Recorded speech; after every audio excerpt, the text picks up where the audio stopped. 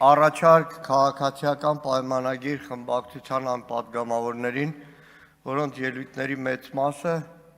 այսպես շպարգալ կերպով նվիրված է դաշնակցությանը։ Առաջարկս ամեն անգամ էթնիստերից հետո մի քանի քայլ ներքև, կարծեմ Դեմիրճան 17 շենքի պատին փակցված է տարիներ շարունակ Հայաստանի կոմունիստական կուսակցության գաղափարական գծով քարտուղար Գալուստ Գալոյանի հուշատախտակը, որն ապրել է այնտեղ եւ գործել ցեկայի շենքում։ Ամեն անգամ ասնելուց ասեք ընկեր Գալոյան, հակադաշնակցական բոլշևիկյան կոմունիստական այն պայքարը, որ ծավալվել է Հայաստանում 70 տարի, ունի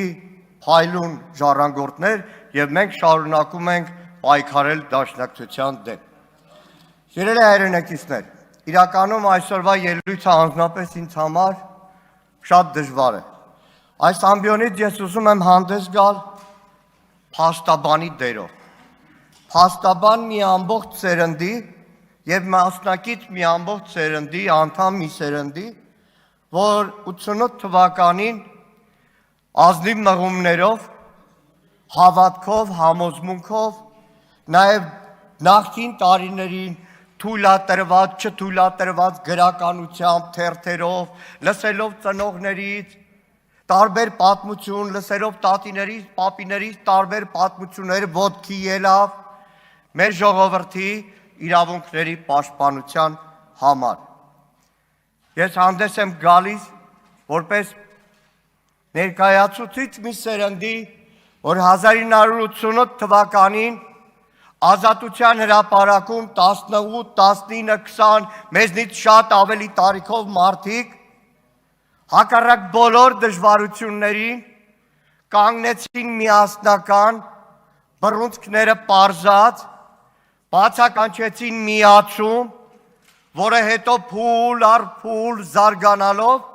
ի վերջո պետք է հանգեցներ Հայաստանի անկախության հռչակագրի ընդունմանը 90 թվականի օգոստոսի 23-ին, հետո 91 թվականի սեպտեմբերի 21-ին անկախության հռչակագրին, մինչ այդ 91 թվականի սեպտեմբերի 2-ին Արցախի հանրապետության հռչակմանը, դեկտեմբերի 10-ին անկախության հանրաքվեին ու 30 տարի մեր զույգ պետությունները նավարկեին հակառակ բոլոր դժվարություններին, մեր ժողովրդին պարգևելով արժանապատվություն, մեր ժողովրդի մեջքը պինդ պահելով, մեր երկիր ամբողջ աշխարհում ներկայացնելով, որպես ուժեղ դիվանագիտությամբ, որպես ուժեղ զինված ուժերով, որպես միասնական մի երկիր, որ հարգանքի էր արժանանում։ Ես ցանկանում եմ հանդես գալ մեկը, որն 88 թվականին, եթե ասում ենք փետրվարին սկսվեց Ղարաբաղյան շարժումը, այդպես չէ։ 87 թվական հոկտեմբեր ամիս, այն ժամանակ թատերական հրապարակ, էկոլոգիական ցույցներ ընդդեմ Աբովյանի գազի պահեստարանների, հանկարծ թռուցիկներ բաժանվեցին, հաջորդ շաբաթ օրը Արցախ Ղարաբաղ ցույց է լինելու։ 87 թվական հոկտեմբեր ամիս, ցեկայի դեմը մի քիչ վերև կատնատան շենքի դեմ, այդ ուսանողներին, որոնք եկել էին ցույցի, հետո Կոմսոմոլի ցեկայի աշխատողները, կագեբեշտիկները հարձակվեցին, ծեծի ենթարկեցին, ու այն ժամանակ Արցախյան հարցը թոք էր, թոք էր արդյոք մի ամբողջ սերնդի համար, որ ընդհատակով պայքարեց, հիմնեց խորհրդային Հայաստանում ընդհատակյա կազմակերպություն, որոնք Փարոս թերթում տպում էին Ղարաբաղի մասին հոդվածները, խոսում Հայաստանի ռուսականացման վտանգի մասին, Սիբիրներում մահանում, ինչպես օրինակ Շիրակցի Մկրտչյան իշխանը, ինչպես Զատիկյան Ստեփանը, ինչպես հարյուրներով մարդիկ բանտարկվում էին, այս դահլիճում էին նստած մարդիկ նաև, հիմա անգուցյալ են օրինակ Վազգենը Ղարախանյան։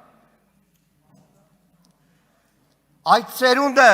հանուն Արցախի, հանուն մեր ժողովրդի իրավունքների պայքարի ժամանակ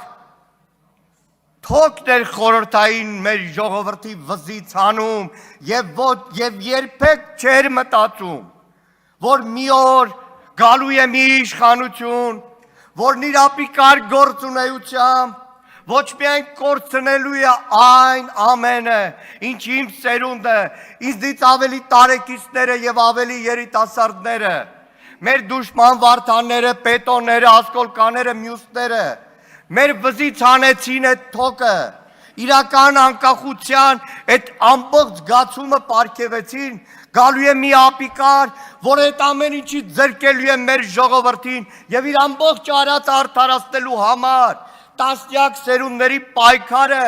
համարելու է թոք։ Հիմա անկախության այս տրանսֆորմացիան պետք է անկեղծ ասեմ 88 թվականից արդեն ազատության հրապարակը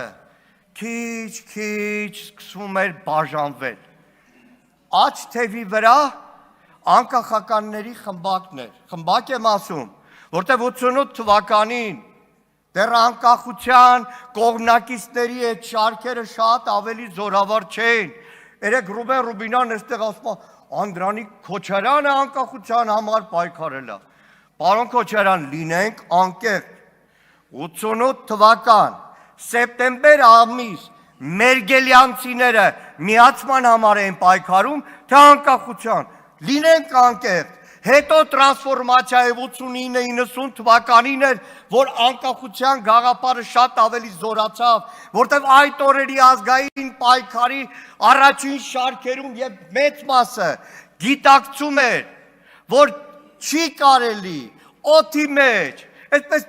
ուղղակի կարգախոսներով գործընթաց սկսել, որտեղ հասկանում էին ամեն քայլը պետք է լինի հետևողական։ Դրա համար էր 88-ին Անդրանիկ Քոչարյանն էլ, գիտեմ, Հակոբ Ասլանյանը վստահ եմ, Հովիկ Կաղազարյան, Նազարյան Գեղամ, Կնյազ Հասանովը վստահ եմ մի քիչ մասնակցել է։ Ու այսպես շարունակ, այդ մարդիկ այդ փուլ առ փուլն էին բերում, միացումով, Արցախով, զույգ պետությունով հասցնում անկախության։ Հիմա անկեղծ, ես չէի կարող պատկերացնել, որ հասնելու եմ մի օրվան, որ ինձ, մյուսներին մեղադրեն, որ դուք 5-րդ 40 անկախության դեմ, մեղադրեն դաշնակցության անկախության դեմ, դաշնակցություն, որ տասնամյակներով նաև արդեն անկախ Հայաստանում հպարտացել է փետրվարյան ապստամբություն, նշելով այն փաստը, որ արդեն խորհրդայնացած, բոլշևիկացած, դեռ չձևավորված խորհրդային միության, բայց խորհրդային միության տարածքում